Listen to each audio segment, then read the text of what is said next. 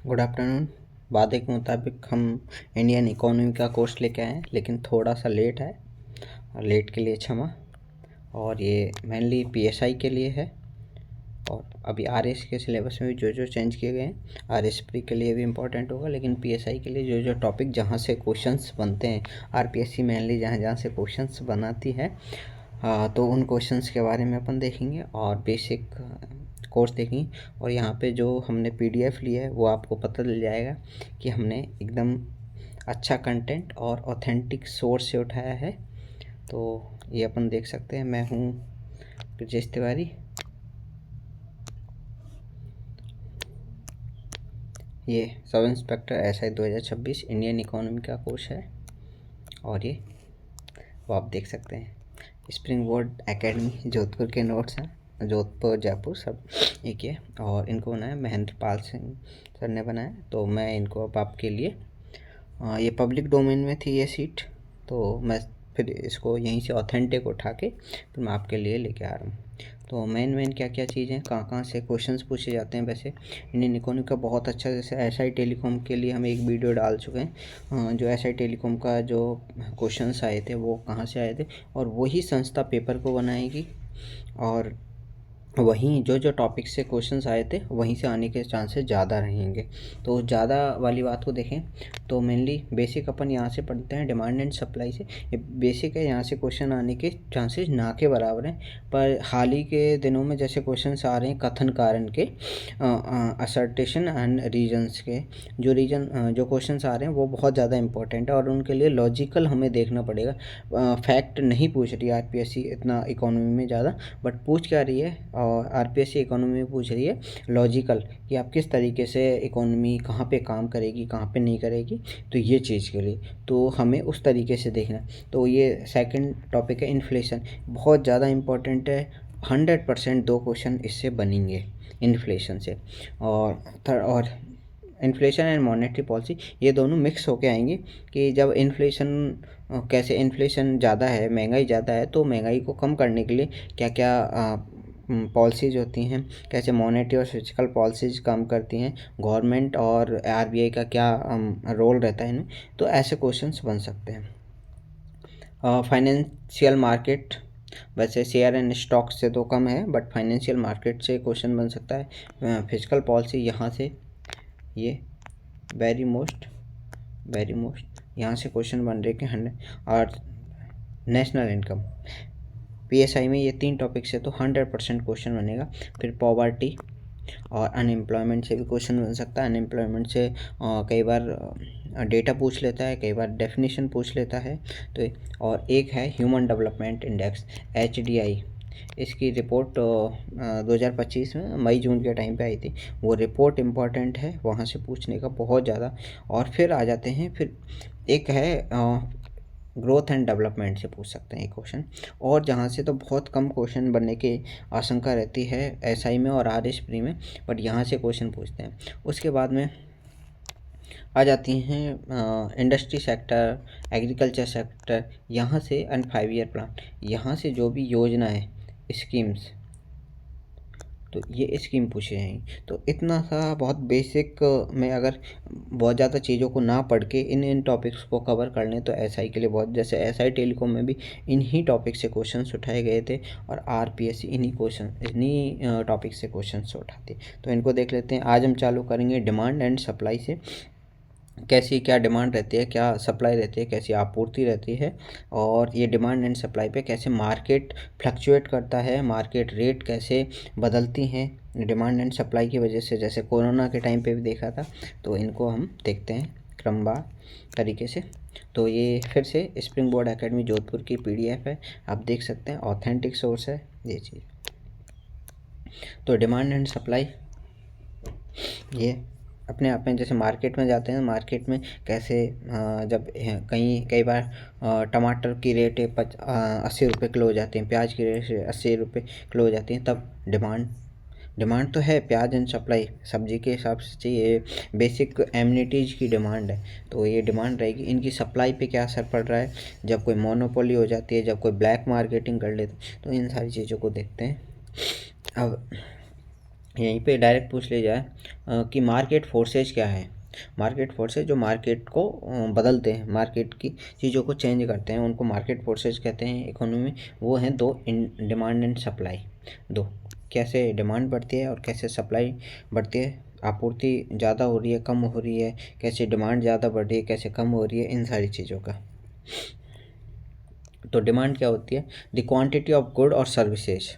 तो यहाँ पे यही बात है, गुड एंड सर्विसेज की जो क्वांटिटी है, that a consumer is willing to buy, consumer खरीदना चाहता है, willing to buy at a certain price, एक सर्टेन मूल्य पे खरीदना चाहता है, एक उचित मूल्य पे खरीदना चाहता है, in a certain period of time, एक सर्टेन पीरियड ऑफ टाइम है, तो उसको डिमांड कहते हैं। जैसे आज, जैसे मैंने ये येलो कलर की हुडी पहन रखी, तो उस हुडी की एट प्रेजेंट क्या प्राइस है, एट प्रेजेंट एक पीरियड ऑफ टाइम में, कि इस सीज़न में, अभी जैसे इस सीज़न की बात होगी तो डिमांड, सर्दी के हुडी की डिमांड अभी आएगी, सीज़न के टाइम पे आएगी, तो इस सर्टेन पीरियड ऑफ टाइम में, इस सर्दी के पीरियड में उसकी प्राइस क्या है। अभी उसके बाद में तो इसको रद्दियों के भाव में ख़रीद लिया जाएगा, भाई सप्लाई खूब है और डिमांड इसकी है नहीं, तो यूँ ही पड़ी रहेगी, फिर क्या इसकी रेटें डाउन हो जाएंगी। अभी है इनकी हुडीज की रेटें अभी ज़्यादा है, तो और कंज्यूमर ख़रीदना चाहता है उस सर्विस को या फिर माल को या सामान को,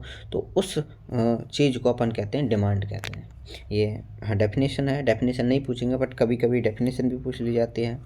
उसके बाद में सप्लाई। अब डिमांड को हम देखते हैं, एक चीज़ें हैं, डिमांड को हम देखते हैं कंज्यूमर के तहत, कि उपभोक्ता के तहत उपभोक्ता किस तरीके से चीज़ों को देखता है, वो हम डिमांड की डेफिनेशन में देखते हैं। और सप्लाई की में देखेंगे प्रोडक्शन के तहत, जो प्रोड्यूसर है उसके तहत देखेंगे वो किन चीज़ों को कैसे करता है, तो सप्लाई में प्रोड्यूसर आ जाता है। सप्लाई कैसे होती है, सप्लाई की क्या है, the quantity of good and service, जो माल और जो सर्विस है उसकी क्वांटिटी, डेट ए प्रोड्यूसर और सेलर। अब इसको प्रोड्यूसर और सेलर के तहत देखेंगे कि प्रोड्यूसर और seller is ready to provide, किस रेट में हमें प्रोवाइड कर रहा है, ready to provide at a different price in a certain period of time, certain period time में डिफरेंट प्राइस पे कैसे प्रोवाइड करा है उसको सप्लाई कहते हैं। ये चीज़ होगी। Ideally demand and supply should be balance, but in practical it remain unbalance रहती हैं। आइडियली हम इनको इक्विलिब्रियम के फेज में देखते हैं, ऐसे इक्विलिब्रियम के फेज में देखते हैं, लेकिन ये अनबैलेंस रहती है। अब एक केस आ जाते हैं, एक केस यहाँ से क्वेश्चन बनने का चांसेस होते हैं अगर डिमांड एंड सप्लाई से क्वेश्चन बनता है तो। पहला क्या है, डिमांड एंड सप्लाई से, demand is higher than supply, अगर डिमांड ज़्यादा है सप्लाई कम है, ठीक है। अब तो केस क्या क्या बनेंगे, डिमांड ज़्यादा है भैया और सप्लाई कम हो रही है, तो क्या होगा। अब जैसे टमाटर की, कई बार जैसे प्याज और टमाटर की हम देख लेते हैं, बहुत बेसिक से हम जाते हैं तो मार्केट में जाते हैं, प्याज और टमाटर की डिमांड है और सप्लाई कम है, सप्लाई कम है, तो ये बेचने वाले क्या करते हैं कि मार्केट को अप कर देते, ये रेट को अप कर देते हैं, ज़्यादा कर देते हैं कि भाई टमाटर और प्याज की सप्लाई हो नहीं रही, आगे से माल आ नहीं रहा, तो फिर अब हम इनको आपको 80 रुपये 100 रुपये किलो बेचेंगे, ठीक है। तो प्राइस हाई हो जाती है, प्राइस हाई होगी, मार्केट में पैसा जा रहा है, मार्केट में पैसा जा रहा है सेलर्स के पास में, वो उन पैसे से और ज़्यादा चीज़ें लेके आएंगे, और ज़्यादा चीज़ें लेके आएंगे, मार्केट में पैसा घूमेगा और उससे क्या हो जाएगी, महंगाई हो ही रही है।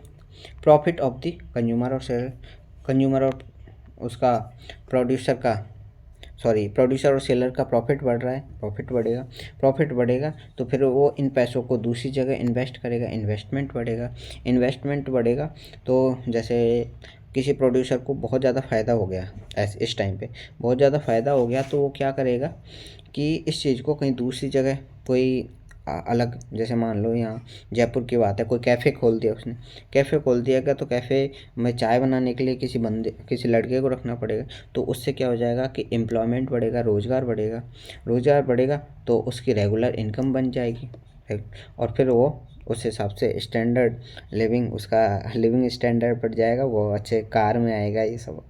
तो ये सारी चीज़ें इंटर रिलेटेड हैं, तो ये क्वेश्चन ये बन सकते हैं, ये सारी चीज़ें अगर इफ़ कारण दे दे और वो सारी चीज़ें दे दे, एक सर्टेन एक असर्टेशन बना दे, कि कथन बना दे कि if demand is, if inflation is high, then employment rate is higher, regular income is higher, standard of living is higher. Definitely कारण रीजन पूछ ले कि due to demand inflation is high, तो ऐसे बन सकते हैं यहाँ से कि क्या क्या चीज़ें हैं क्या क्या नहीं है। तो डिमांड एंड सप्लाई की चीज़ें बन सकती हैं। और इसके बाद में क्या होता है कि ये हो गया एक, तो यहाँ से क्वेश्चन बनने के चांस है। दूसरा, inflation is necessary to some, inflation ज़रूरी है कुछ सीमित सीमा तक इन्फ्लेशन बहुत ज़रूरी है, महंगाई ज़रूरी है। But if the inflation increase too much then the value of currency decrease, अगर ज़्यादा हो जाए, महंगाई ज़्यादा हो जाए तो करेंसी की वैल्यू गिर जाती है। तो यहाँ से ये पॉइंट भी ज़्यादा सोचने वाला है कि कुछ महंगाई, जैसे हमारे जैसे डेवलप्ड कंट्रीज में 1 से 2% महंगाई की दर, मुद्रास्फीति दर सेट की गई है। डेवलपिंग में 1 से शायद 3 से 5 तक है। और इंडिया में 4%, महंगाई की दर को निश्चित किया गया। और इसके बाद में इनका सहन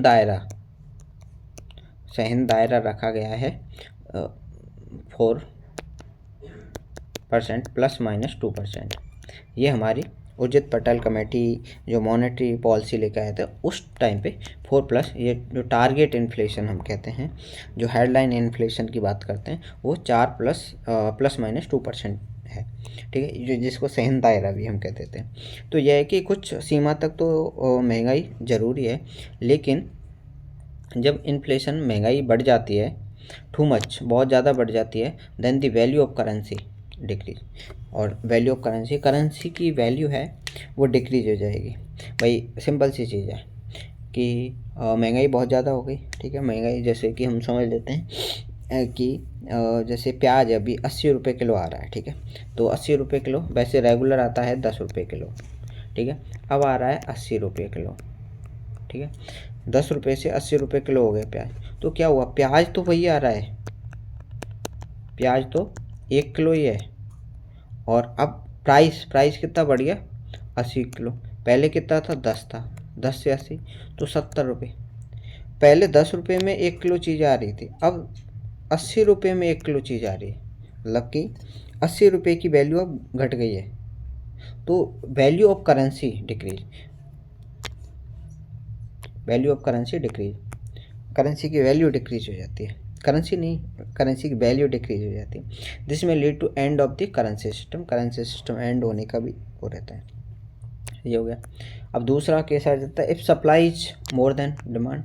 सप्लाई, भाई मार्केट में हम जाते हैं, मार्केट में टमाटर और प्याज यूँ ही पड़े हैं, यूँ ही भर भर के किसान लेके आ रहे हैं, क्योंकि ये पेरिशेबल गुड्स होती हैं, पेरिशेबल वेजिटेबल्स होती हैं जो सड़ने वाली होती हैं। ये 2-3 दिन ही मेनली चलती हैं, नहीं इनका सड़ने का वो रहता है। जैसे टमाटर हो गई, तो अब इनमें सप्लाई बहुत ज़्यादा हो रही है, यूँ ही आ रही है, सड़ने का डर है। तो क्या होगा कि सप्लाई बहुत ज़्यादा है तो अपने आप जो प्राइस है, अभी ये मान लो 1 किलो टमाटर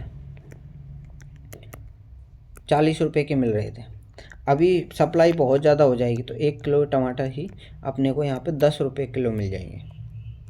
ठीक है, तो 1 किलो टमाटर 10 रुपये किलो मिल जाएंगे। तो इससे क्या होगा कि प्राइस कम होगा, लॉस ऑफ प्रोडक्शन, प्राइस कम हो गया, लॉस ऑफ प्रोडक्शन, और सेलर और प्रोडक्शन को लॉस होगा। ठीक है, क्योंकि जो प्रोडक्शन करता कौन है, जो मेन फर्स्ट प्रोडक्शन करता है वो तो किसान हो गया ना, फार्मर हो गया। उस फार्मर को लॉस होगा कि मैं इतना लागत लगाया, लागत लगाने के बाद भी मेरे को क्या, प्रोडक्शन करने के बाद इसकी वैल्यू कितनी मिल रही है, कुछ नहीं मिल रही, तो लॉस हो गया। इन्वेस्टमेंट, अगर ये होगा तो किसान को इन्वेस्टमेंट कुछ ही पैसे प्राप्त होंगे, वो क्या दोबारा से नहीं लगाएगा इन्वेस्टमेंट, प्रोडक्शन कम हो गया, एम्प्लॉयमेंट कम हो जाएगा, अनएम्प्लॉयमेंट बढ़ जाएगा, एम्प्लॉयमेंट कम हो जाएगा, रिसेशन आने के चांसेस हो जाएंगे, रिसेस आ सकता है। जैसे रिसेस आई थी 2008 में, अमेरिका में आई थी 2008 में, तो रिसेस आने का, स्टैंड ऑफ लिविंग घट जाएंगे। तो जैसे मतलब इसका मतलब वही है कि सप्लाई ज़्यादा हो रही है और पैसे कम है। ठीक है, तो पैसा जब बनेगा ही नहीं, सर्कुलेशन सिस्टम ही नहीं होगा, तो ऑब्वियसली स्टैंडर्ड ऑफ लिविंग घट जाएंगे। तो यहाँ से ऐसे ये लिंक वाले क्वेश्चंस बन सकते हैं। This situation is called recession. If this situation continuously then it is called depression. अगर ये रिसेशन की कंडीशन ही कंटिन्यूस हो जाए तो इसको क्या बोलते हैं, डिप्रेशन। डिप्रेशन की कंडीशन बन जाएगी यहाँ पे। Supply is related to production. Supply का रिलेट करती है प्रोडक्शन से, ठीक है। Hence efforts are always made to increase. इसको हमेशा एफर्ट्स किए जाते हैं कि सप्लाई को ज़्यादा किया जाए, कम नहीं रहे, ठीक है। Demand is related to currency and rupees, और डिमांड करेंसी और रुपीज़ से रिलेटेड है, ठीक है। और सप्लाई रिलेटेड होगी प्रोडक्शन से। If there is more currency in the market there is more liquidity. जितनी ज़्यादा करेंसी होगी मार्केट में उतनी ज़्यादा तरलता होगी मार्केट में। तरलता का मतलब है कि उतना ज़्यादा पैसा मार्केट में तैरेगा, और जितना ज़्यादा मार्केट में पैसा तैरेगा, पैसा मार्केट में होगा, उतनी ज़्यादा महंगाई होगी, और महंगाई होगी और डिमांड भी बढ़ेगी। तो कुछ हद तक महंगाई अच्छी है, लेकिन अगर सीमा से बाहर चल जाए तो महंगाई अपने लिए वो करेंसी की जो वैल्यू है उसको गिरा देती है। यहाँ से ये इम्पोर्टेंट चीज़ें हैं। उसके बाद डिमांड एंड सप्लाई का ये है जो कर्व अभी जो पढ़ के आए हैं अपन। Demand is higher than inflation. Demand ज़्यादा है, इन्फ्लेशन, और मॉनेटरी पॉलिसी हम लेके आएंगे। ये डिमांड ज़्यादा है, महंगाई ज़्यादा हो रही है, तो monetary demand less than supply, deflation. अब ये इन्फ्लेशन, डिफ्लेशन और डिसइन्फ्लेशन, 3 शब्द हैं, इन्फ्लेशन, डिफ्लेशन एंड डिसइन्फ्लेशन। तो इनको भी देखेंगे क्या क्या है। यहाँ पे डिफ्लेशन में आ जाता है फिजिकल पॉलिसी। तो यहाँ पे ये तो क्या हो गया, RBI, monetary policy related to RBI, जो केंद्रीय बैंक है, सेंट्रल बैंक है, उससे रिलेटेड फिजिकल पॉलिसी आ जाती है गवर्नमेंट से। गवर्नमेंट क्या क्या इनिशिएटिव लेगी, क्या करेगी, ये सारी चीज़ें। Monetary policy is issued by RBI, ठीक है।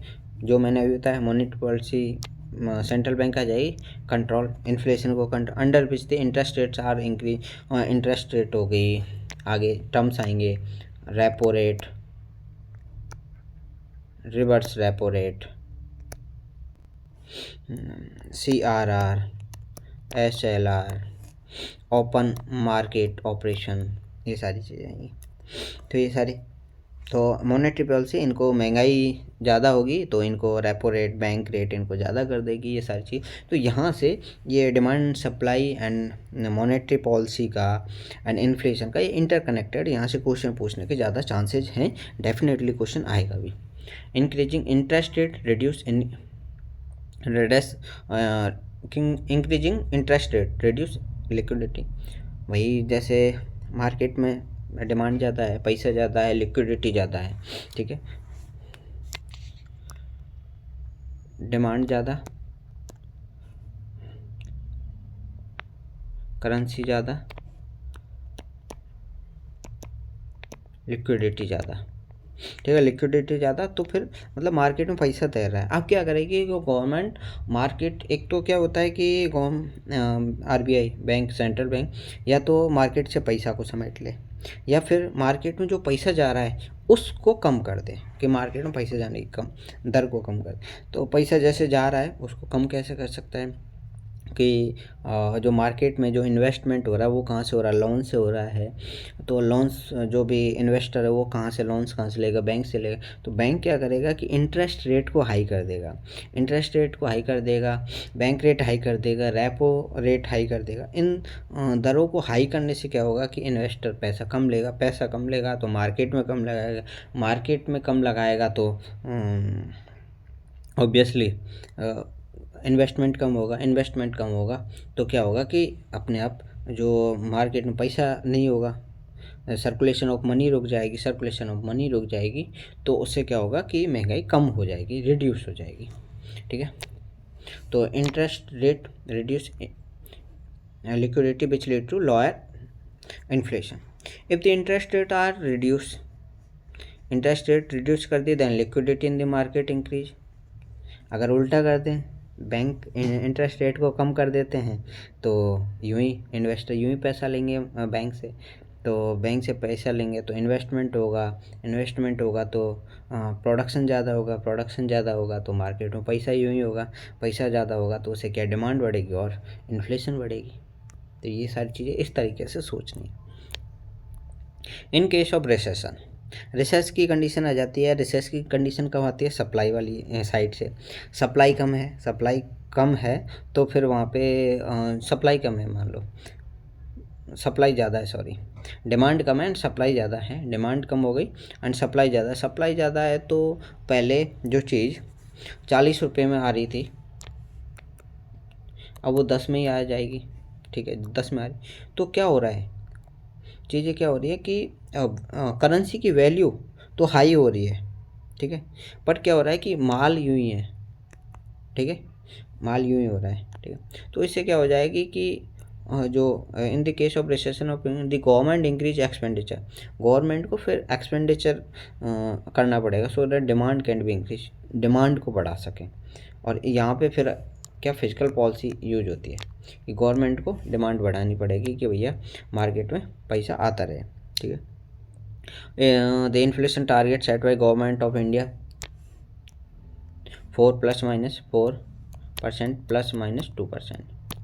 ये 2% ये क्या सहन दायरा है कि हम ये 2 से 6 तक हैं।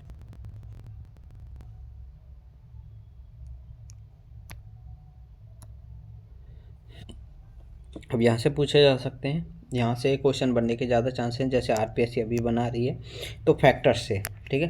फैक्टर कौन कौन से फैक्टर डिमांड को अफेक्ट करते हैं, कौन कौन से करते हैं भाई देख लेते हैं। हाँ, the price of good and service, जब गुड एंड सर्विस की प्राइस जो कीमत है उनको अगर बढ़ा देते हैं घटा देते हैं तो उनसे डिमांड पे क्या फ़र्क पड़ता है। अगर जो गुड एंड सर्विस की प्राइस है उसको हम बढ़ा देते हैं, इफ दे इंक्रीज कर देते हैं, बढ़ा देते हैं, देन डिमांड अपने आप गिर जाएगी। With the decrease in price the demand increase, ठीक है। सिंपल सी चीज़, समझने वाली चीज़ है कि अगर हम किसी गुड एंड सर्विस की प्राइस बढ़ा देते हैं, जैसे कि हमने इसमें कुछ अपवाद हैं, जैसे बेसिक कम्युनिटीज़ हैं वो तो ज़रूरत रहेंगी तो उनकी डिमांड ऑलवेज बनी रहेगी कि खाने को चाहिए भैया अपने को। तो क्या क्या जैसे चीज़ें हो गई, कोई पैंट शर्ट हो गया, जैसे मान लो क्या हो सकती है, ठीक है, कोई भी एक ये है, ठीक है, ये पहले आ रही थी चीज़ें 500 रुपये की, इसको डायरेक्ट 800 रुपये की प्राइस बढ़ा दी, इस पर प्राइस बढ़ा दी सेलर्स ने या प्रोड्यूसर ने। तो क्या होगा कि इसकी डिमांड डायरेक्ट 300 रुपये बढ़ गए, कहाँ 500 की आ रही थी 800 की, तो क्या होगा कि इसकी डिमांड घट जाएगी, इसको कोई ख़रीदेगा नहीं भाई, 800 रुपये में क्यों, हम 500 रुपये में ख़रीद लेंगे कोई चीज़ को, दूसरी चीज़ ले लेंगे, ऑप्शन है हमारे पास में, तो ऑब्वियसली ये 800 रुपये डिमांड। अगर यही चीज़ 500 की थी इसी को 300 में कर दें तो इसकी डिमांड बढ़ जाएगी, जनता यूँ ही खरीद के ले जाएगी, भर भर के खरीद के ले जाएगी, प्राइस गिर गया, सिंपल सी है। दूसरा पॉपुलेशन अफेक्ट करती है कि जहाँ पे ज़्यादा पॉपुलेशन है डिमांड ज़्यादा होगी, और पॉपुलेशन है ही नहीं वहाँ पे डिमांड होगी ही नहीं किसी चीज़ की, सिंपल सी चीज़ है। जैसे कि पॉपुलेशन का सेक्टर, जैसे कोई गांव में है, ठीक है, गांव में अभी आजकल पॉपुलेशन बहुत कम है, ठीक है, पॉपुलेशन कम है तो क्या हो गया कि उस चीज़ की डिमांड वहाँ पे होती ही नहीं है। डिमांड कहाँ होती है, यहाँ जयपुर में होगी, जयपुर में पॉपुलेशन ज़्यादा है, लोग यहाँ पे हैं। अभी जैसे टाटा ने जूडियो खोला, तो जूडियो को गांव में खोल दे, हैं, गांव में खोल दे या शहर में खोले, सिंपल सी चीज़, शहर में पॉपुलेशन है अच्छी खासी, गांव में क्या है, गांव में नहीं, गांव में डिमांड ही नहीं है, यहाँ पे डिमांड है। तो अगर पॉपुलेशन के हिसाब से चीज़ें होंगी, इंडिविजुअल इनकम, कंज्यूमर इनकम, ये भी पॉपुलेशन से ऐसे हम जोड़ सकते हैं कि इंडिविजुअल इनकम और कंज्यूमर इनकम, किसी की इनकम ज़्यादा है और वही चीज़ गांव में इनकम कम है, शहर में इनकम ज़्यादा है, तो चीज़ें क्या है कि उस चीज़ की डिमांड शहर में ज़्यादा होगी। गांव में अगर पैसा ही नहीं है, कंज्यूमर की income PPP per capita income ही नहीं है तो क्या होगा, तो नहीं, परचेजिंग पावर पैरिटी नहीं है किसी इंडिविजुअल की, तो क्या करें, शहर में है ज़्यादा। एडवर्टाइजमेंट भी बढ़ा देते हैं डिमांड को, जैसे कि एडवर्टाइजमेंट होते हैं किसी चीज़ का टीवी से हो रहा है, किसी रेडियो का होता है, आजकल इंस्टाग्राम से हो रहा है, फेसबुक से हो रहा है, किसी चीज़ का एडवर्टाइजमेंट हम देखते हैं तो ऑब्वियसली उसकी डिमांड बढ़ जाती है, पता चलता है कि मार्केट में आ रहा है ये चीज़ें। Consumer preference and interest, consumer किस चीज़ में इंटरेस्ट करता है, भैया कोई नाइकी के शूज़ पहनेगा, कोई पूमा के पहनेगा, तो इंटरेस्ट अलग अलग होंगे किसी। और सबसे मेन हो गया इंटरेस्ट रेट, ठीक है।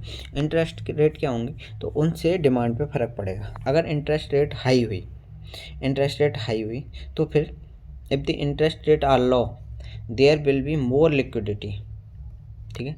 इंटरेस्ट रेट कम की बात कर रहे हैं, पहले कम हुई तो क्या होगा कि मार्केट में इंटरेस्ट रेट कम हुई तो प्रोड्यूसर या इन्वेस्टर वो बैंक से बढ़िया ज़्यादा पैसा लेगा, लोन लेगा, तो उनको फिर इन्वेस्टमेंट करेगा तो अच्छा खासा प्रोडक्शन होगा तो मार्केट में बहुत सारे प्रोडक्ट आएंगे और वो बिकेंगे, तो उनसे क्या होगा, मोर लिक्विडिटी, बहुत ज़्यादा तरलता होगी मार्केट में। And demand will be increase, demand बढ़ जाएगी भाई, बहुत सारे आइटम्स होंगे, ये सारी चीज़ होंगे और बाज़ार में पैसा होगा, मेन मार्केट में पैसा है। If the interest rate increase, बढ़ा दें तो भाई साहब लिक्विडिटी कम हो जाएगी मार्केट में एंड डिमांड डिक्रीज। तो ये डिमांड वाले फैक्टर को करने वाले ये चीज़ें हैं कि इसलिए डिमांड एंड सप्लाई को समझना बहुत ज़्यादा ज़रूरी है मार्केट में। अगर डिमांड एंड सप्लाई समझ नहीं आए तो फिर इकोनॉमी समझना थोड़ा सा डिफ़िकल्ट हो जाता है। अब सप्लाई को हम किसकी तरह से सोचेंगे, प्रोड्यूसर या सेलर्स के पॉइंट ऑफ व्यू से सोचेंगे कि भैया वो क्या कर रहा है, उसकी वजह से क्या क्या चीज़ें होंगी। अब इसके प्राइस एंड गुड में सप्लाई गुड एंड सर्विस के प्राइस में क्या क्या चेंज है। As per price, producer and seller benefit and supply is increase. As per price rise, price बढ़ेगी और प्रोड्यूसर और सेलर हमेशा क्या सोचेगा कि प्राइस बढ़ी हुई होनी चाहिए, थोड़ी महंगाई होनी चाहिए मार्केट में जिससे कि प्रॉफिट हो। ये प्रोड्यूसर और सेलर्स की पॉइंट ऑफ व्यू से अगर हम सोचते हैं तो और डेफिनेटली होना भी चाहिए, अदरवाइज क्यों इन्वेस्टमेंट करेंगे, सबसे बड़ी क्यों हम समय खर्च करेंगे। तो producer seller benefit and supply increase हो जाएगी, ठीक है। तभी आएगा ना, प्रॉफिट बढ़ेगा तो मार्केट में नए नए प्रोडक्ट लेके आएंगे, सप्लाई होगी, प्रॉपर सप्लाई चेन होगी, इससे सारी चीज़। अब उसके बाद में क्या हो गया, सप्लाई चेन में क्या होगा कि और फैक्टर क्या होगा, अवेलेबिलिटी ऑफ रॉ मटेरियल की, कच्चे माल की उपलब्धता। अब कच्चा माल उपलब्ध है या नहीं, मान लो कच्चा माल उपलब्ध नहीं है, कम है, तो फिर प्रोडक्शन ज़्यादा नहीं होगा, प्रोडक्शन नहीं होगा तो सप्लाई प्रॉपर सप्लाई नहीं होगी, प्रॉपर टाइम पे सप्लाई नहीं होगी तो सप्लाई को बाधित हो जाएगी, ठीक है। अगर कच्चा माल उपलब्ध है तो सप्लाई अच्छे से रहेगी। अवेलेबिलिटी ऑफ लेबर्स, अगर लेबर्स नहीं है किसी प्रोडक्शन, किसी कंपनी में, किसी फैक्ट्री में, मान लो कि लेबर नहीं है, लेबर की डिमांड कम है, लेबर हड़ताल पे चले गए तो सप्लाई रुक जाएगी, सप्लाई बाधित हो जाएगी।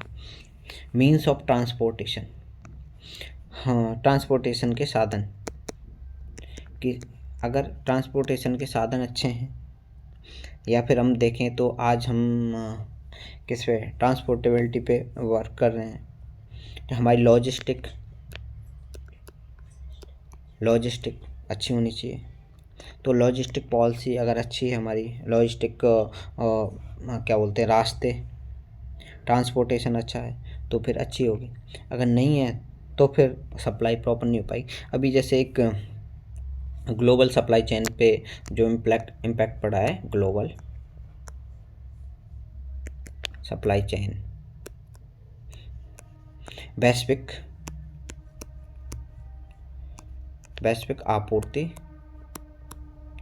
श्रृंखला,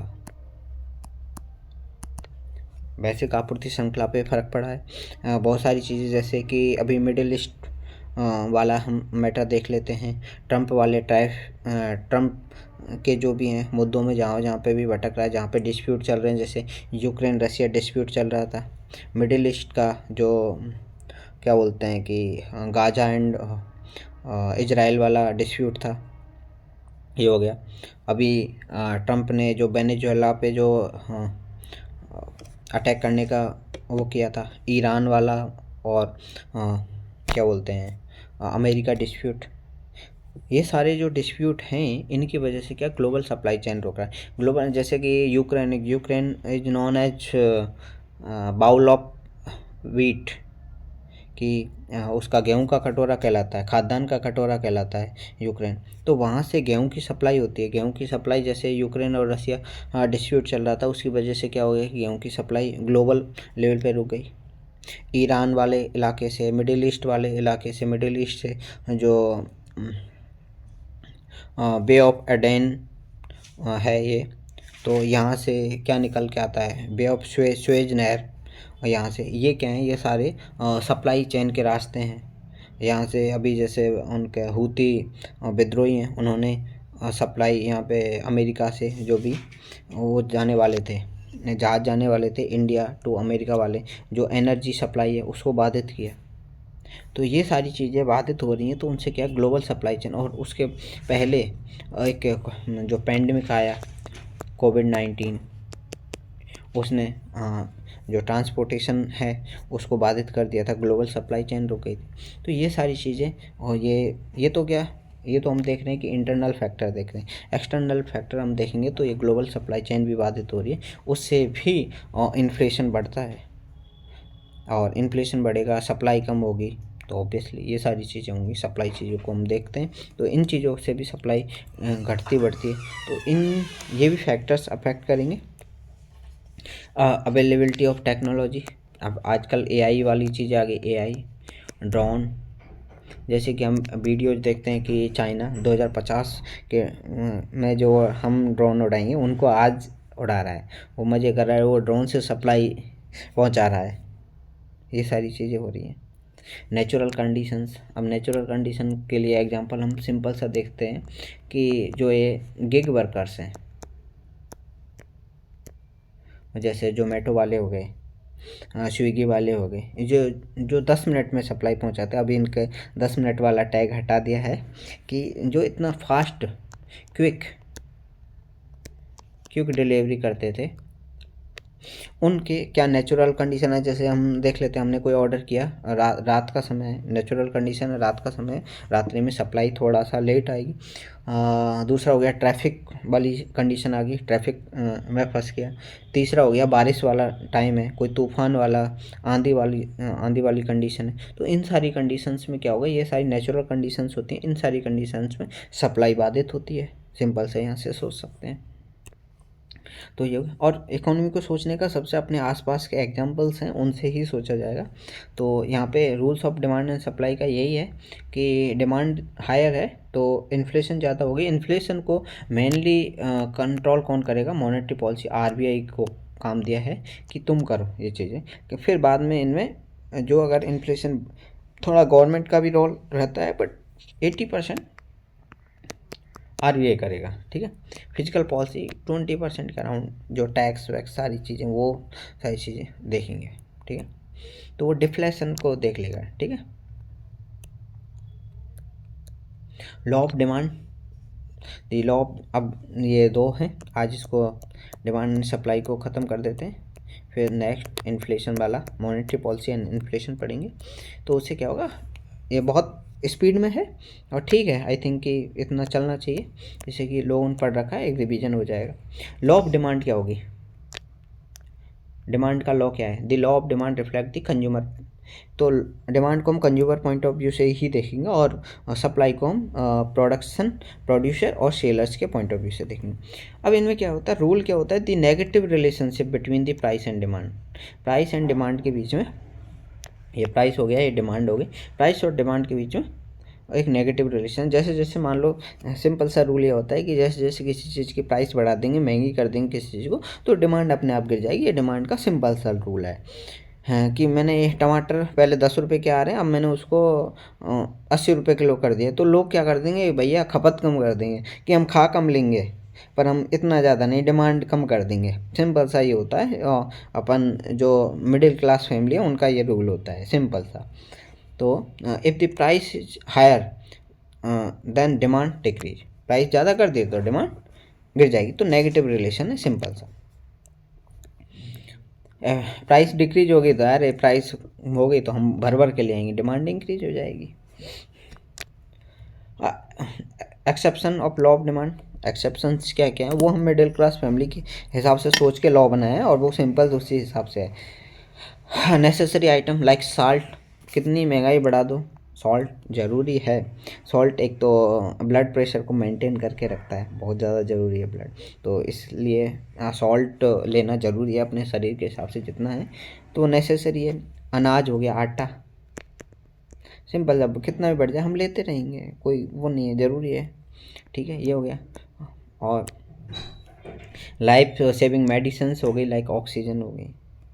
invaluable goods, those goods which are related to luxury और सोशल प्रेस्टीज। इनवैल्यूएबल बोल रहे हैं उनको जो सोशल प्रेस्टीज के पॉइंट हैं, सोशल प्रेस्टीज बढ़ानी है। ऑडी है, गाड़ी है, अगर मान लो ऑडी है तो स्टेटस देखेगा भैया ऑडी है। मर्सिडीज है तो उनकी कितनी ही डिमांड, कितनी ही प्राइस बढ़ा लें। रोल्स रॉयल है, आईफोन हो गया, इनवैल्यूएबल गुड्स हैं तो इनकी प्राइस हमेशा बढ़ती रहेगी। जैसे नाइकी का शूज़ है तो उसकी डिमांड कितना ही ज़्यादा बढ़ लो, हाँ ख़रीदना है तो ख़रीदना है, सिंपल से। एडिडास हो गया, ख़रीदना है तो कितनी प्राइस बढ़ जाए बस, ठीक है।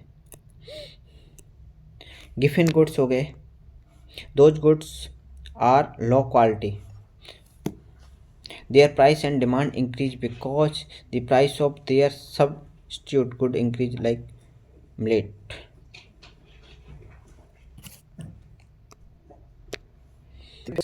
की डिमांड है कि हमें अच्छा प्रोटीन लेना है, अच्छी चीज़ें खानी है, like this type of things, कि भैया हमें अच्छा अच्छा करना है।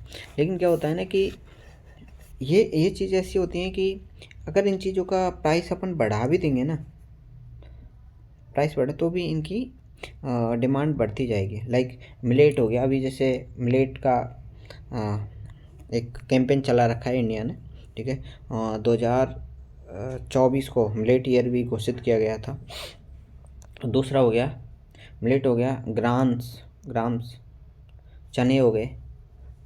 तो जैसे जिम वाले लोग हैं, जिम करने जाते हैं तो उनको चने इम्पोर्टेंट हो गए कि भाई हम हाई क्वालिटी सब्स्टिट्यूट नहीं ले सकते, जैसे कि प्रोटीन पाउडर होते हैं, बेऑन का प्रोटीन पाउडर हो गया, ये सारी, तो हम क्या कर लेंगे, सोयाबीन, चने, ये सब खा के काम चला सकते हैं। तो इनसे क्या होगा, इन चीज़ों की डिमांड मतलब बढ़ती ही जाएगी, ऐसा नहीं प्राइस बढ़ती जाएगी तो भी डिमांड रहेगी इनका, ऐसा कुछ नहीं।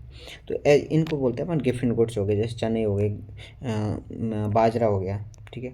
और गेहूँ नहीं है तो बाजरे से काम चला लेंगे, बाजरे के फ़ायदे भी। फैशनेबल आइटम हो गए, जो फैशन करने वाले आइटम है जिनकी कितनी ही अपन प्राइस बढ़ाते हैं तो भी। नारकोटिक्स, ड्रग्स के बारे में, ड्रग्स, अब जैसे ड्रग्स छोड़ो, एक एग्जांपल ले लेते हैं, तम्बाकू का ही ले लेते हैं, तम्बाकू भी अपने आप में ड्रग्स है। तो अभी सप्लाई 1 फरवरी 2026 से बढ़ने वाली है सिगरेट्स पर, अराउंड बढ़ भी गई है, मार्केट वालों ने बढ़ा भी दी है पहले से ही। तो इन चीज़ों का क्या हो रहा है कि कितना ही बढ़ा लो, कितनी भी प्राइस बढ़ा लो, फिर भी डिमांड बनी रहेगी। पता नहीं कि सिगरेट की डब्बी पे लिखा भी रहता है कि तम्बाकू स्वास्थ्य के लिए हानिकारक है, फिर भी लोग पी रहे हैं, डिमांड है उसकी, लिखा है फिर भी। तो चीज़ें हैं कि ऐसी चीज़ों का ड्रग्स में फिर आगे आप सोच सकते हैं किन किन चीज़ों की हो सकते हैं। हाँ, लॉ ऑफ सप्लाई का क्या लॉ है, the law supply reflective producer point of view से हम देखेंगे। इसमें क्या है, P1 P2 ये दे रखा है, there is a positive relationship. उधर क्या था, डिमांड में क्या था, नेगेटिव रिलेशनशिप था, नेगेटिव, और इधर क्या है, positive relationship between price and supply. As the price rise, price बढ़ेगी, सप्लाई इंक्रीज हो जाएगी, price fall, supply also decrease. ये चीज़ें हैं। कैसे होगा ये कि भाई प्रोड्यूसर और सेलर्स के उससे देखना है, प्राइस बढ़ा दी, ठीक है। मान लो पहले 500 की चीज़ थी, अब 800 में बिक रही है, तो प्रोड्यूसर क्या करे यार, फ़ायदा हो रहा है, सप्लाई प्रॉपर मेंटेन होनी चाहिए सप्लाई, तभी लोग खरीदेंगे। तो प्रोड्यूसर और सेलर से वो क्या, हमें प्रॉफिट हो रहा है तो हम भैया प्रॉपर अच्छे तरीके से सप्लाई को मेंटेन करते हैं और सप्लाई बढ़ा देते हैं। ये चीज़ हो गई। अब उसके बाद में क्या होता है, सप्लाई एंड इंक्रीज।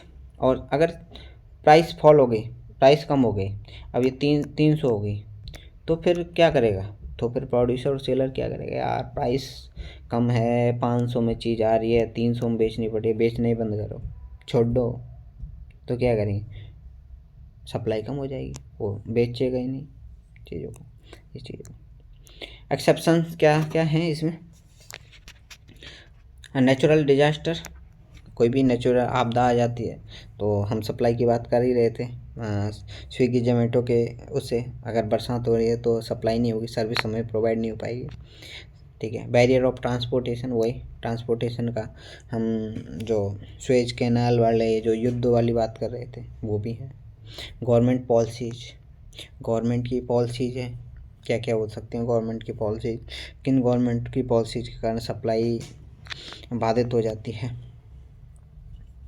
अभी देखते हैं मोनोपोली इन मार्केट, मोनोपोली हो जाती है कि एकाधिकार कर ले मार्केट में कोई, जैसे मान लो अभी किसी एक सेलर्स के पास में एक सेलर्स के पास में ही टमाटर आ रहे हैं, ठीक है, तो वो क्या करेगा, इनको मोनोपोली हो जाएगी उसकी, एक हो जाएगी, तो वो खैर सप्लाई को बाधित कर देगा कि पहले और प्राइस बढ़ाई जाए, क्योंकि इनके टमाटर की ज़रूरत है भाई, लोग खरीदेंगे, तो वो क्या करेगा, फिर इनको 100 रुपये के हिसाब से बेचेगा, तो वो एकदम से सप्लाई को रोक देगा, सप्लाई बंद कर देगा कि मेरे पास ही आए, ज़्यादा नहीं, फिर मैं इसको ज़्यादा उसमें प्रॉफिट में बेचूँगा। Change in business, business change हो जाए, ठीक है, अभी टमाटर का बिजनेस था, अभी फिर वो सोने चांदी का बिजनेस करने लग जाए, तो फिर सप्लाई कम हो जाएगी। कंपटीशन, मार्केट में कंपटीशन आ जाए, कंपटीशन तो ऑलवेज सप्लाई बाधित हो जाएगी।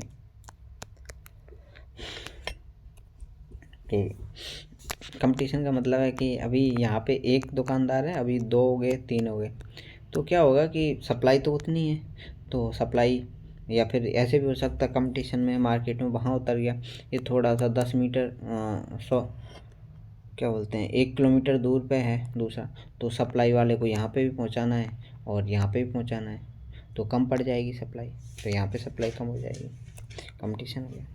अब गवर्नमेंट पॉलिसीज़ के बारे में, गवर्नमेंट पॉलिसीज़ के बारे में अपन एक समझते हैं, एक सिंपल सी थॉट है कि जैसे कि हमारे गुजरात पोर्ट है, गुजरात में कांडला पोर्ट है, और इधर हमारे पाकिस्तान में, ठीक है, अभी तक क्या होता था कि हम पाकिस्तान से व्यापार करते थे, ज़्यादातर वहाँ की जो सब्जियां हैं, ये जो टमाटर हो गया, गुजरात वाले इलाके में तो यही होता था, टमाटर हो गया और सारी और कोई सब्जियों वाली चीज़ें, वेजिटेबल, वो कहाँ से आती थी, कई बार आती थी पाकिस्तान से आती थी, ठीक है, सब्जी का व्यापार हो।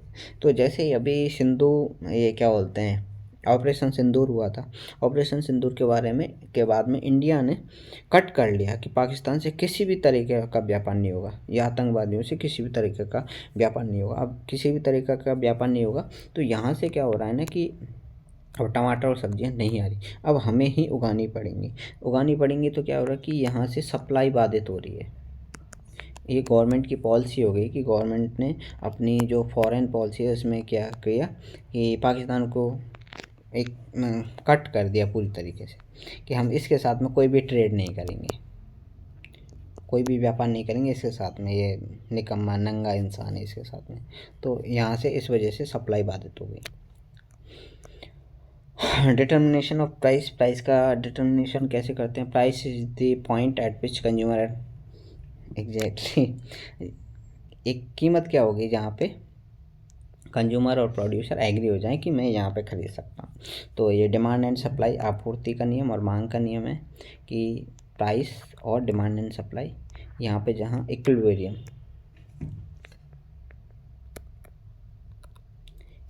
वाले पॉइंट पे आके जहाँ पे दोनों सेटिस्फाई हो जाएं कि हम इस पे ख़रीद सकते हैं इस चीज़ को। अब यहाँ पे सेक्टर्स ऑफ इकोनॉमी दे रखे हैं ये ज़्यादा पूछे नहीं जाते, बट देख सकते हैं क्या क्या चीज़ें होती हैं। Sectors of economy, primary sectors, हाँ primary agriculture sector, agriculture sector and allied sector. Agriculture से रिलेटेड जो भी हैं उनको प्राइमरी सेक्टर में रखते हैं। जैसे एग्रीकल्चर में खेती आ गई, खेती के बाद में यहाँ पे खेती करने वाले लोग क्या करते हैं, पशुपालन भी करते हैं, एनिमल रेयरिंग जिनको बोलते हैं, पशुपालन हो गया, मुर्गी पालन हो गया, ठीक है, जिसको फॉरेस्ट्री बोल देते हैं, और सॉरी क्या बोल देते हैं, ठीक है। अब इसमें क्या होते हैं, क्या लिखा है, in this sector economic activity related to natural resources, ठीक है, नेचुरल रिसोर्सेज की बातें करते हैं। Generally in this natural resource use to primary state agriculture हो गया, animal husbandry, animal rearing, forest product हो गया, फिशरीज और माइनिंग। अब यहाँ पे देखने वाली बात यही है कि माइनिंग को प्राइमरी सेक्टर में रखा गया है। यहाँ से ये बहुत बड़ी बात है, ये हमें इसको याद रखना पड़ेगा कि हमने अलाइड सेक्टर देख लिए, पर क्या नेचुरल रिसोर्सेज वाली बात आ रही है ना, नेचुरल रिसोर्सेज थे, तो हम माइनिंग जो करते हैं, माइनिंग जो जैसे माइनिंग कहाँ से, पहाड़ों से होगी, ये सारी चीज़, तो माइनिंग प्राइमरी सेक्टर का पार्ट हो गया, ठीक है, ये चीज़ हो गई। तो वेरी इंपॉर्टेंट, अगर ये मिलवा सकते हैं ऐसे क्वेश्चन की, primary sector, secondary sector, tertiary sector, ये कोई सेक्टर देखिए ये किस किस में। अब माइनिंग दे दिया सेकेंडरी सेक्टर, तो माइनिंग हम जनरली सेकेंडरी सेक्टर में कर जाते हैं, मैन्युफैक्चरिंग वाली सेक्टर में कर जाते हैं इन चीज़ों को, लेकिन नहीं करना।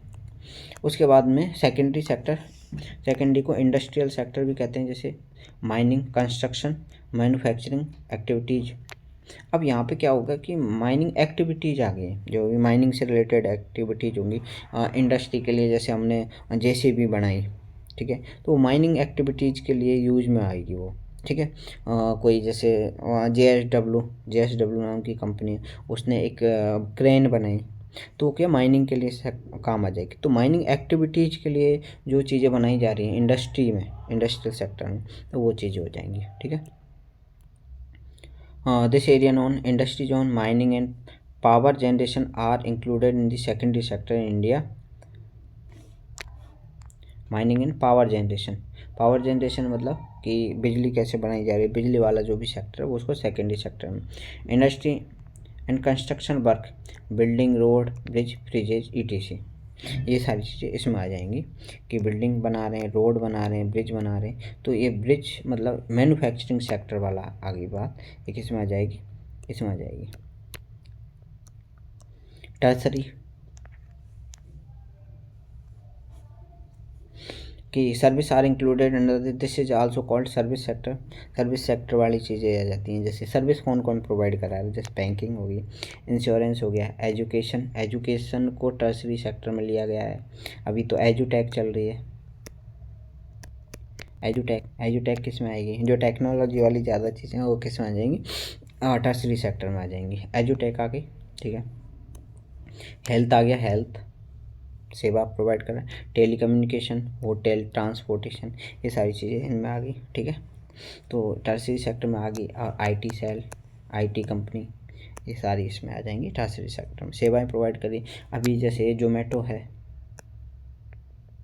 जोमेटो हो गया, ये कौन सी जो गिग वर्कर्स वाली हैं, गिग वर्कर्स इकोनॉमी जो आएगी वो किस में आ जाएगी, टर्सरी सेक्टर में आ जाएगी। वो सर्विस प्रोवाइड कर रही है हमें, हम जब चाह रहे हैं 10 मिनट में ये सारी चीज़ें प्रोवाइड करें। तो अब फोर्थ हो गया क्वेटनरी, क्वेटनरी, ठीक है। फोर्थ में क्वेटनरी में क्या आ जाएगा, इंटेलेक्चुअल सर्विस, इंटेलेक्चुअल सर्विस वाली चीज़ों को, जैसे हायर एजुकेशन हो गया, पीएचडी वगैरह, रिसर्च, ठीक है, कल्चरल एक्टिविटीज़ की वजह से हमें क्या क्या मिल रहा है, कंसल्टेंसी सर्विसेज हैं जो सलाह प्रोवाइड कर रही हैं, वो सारी चीज़ें। क्वेनरी फिफ्थ सेक्टर कौन सा आ गया, ये हमारे जो पीएमओ वाली चीज़ें आ जाएंगी। Service related to high level political economic decision, जो high level political economic decision लेंगे वो president, prime minister, bureaucrat, ministry, CEO, member of board of directors, BODs जो होते हैं, उनके जो मेंबर्स होते हैं जो डिसीजन लेते हैं उनको अपन फिफ्थ।